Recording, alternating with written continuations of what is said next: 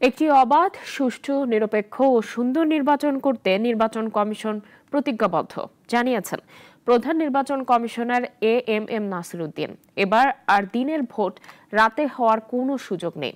ময়মনসিংহ অঞ্চলের নির্বাচন কর্মকর্তাদের সঙ্গে মতবিনিময় সভায় এসব কথা বলেন তিনি। খুরশিদুল আলম মুজিবের পাঠানো রিপোর্ট জানাচ্ছেন সাইফুল শাহীন।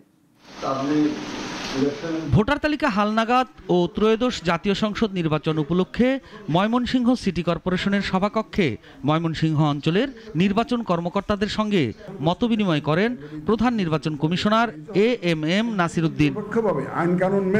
সিইসি বলেন, নিরপেক্ষ একটি নির্বাচন অনুষ্ঠানের জন্য শপথ নিয়েছে কমিশন। ইসি সম্পূর্ণরূপে একটি নিরপেক্ষ প্রতিষ্ঠান। মৃত্যুর আগে এই দায় নিয়ে 18 কোটি লোকের একটা দায় নিয়ে আমি মরতে চাই না। সুতরাং যা করবো ইনশাল্লাহ একদম সহি নিয়তে করব, সঠিকভাবে করব, আইন কানুন মেনে করব, বিবেকের সায় নিয়ে করব এবং একদম নিরপেক্ষভাবে কাজ করব।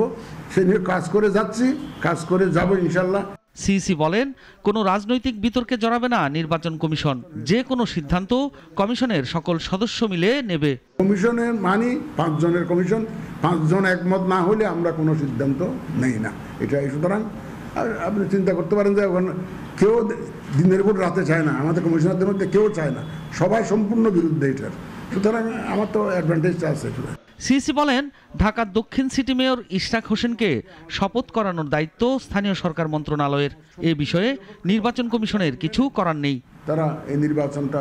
সাইফুল শাহীন, নাগরিক, ঢাকা।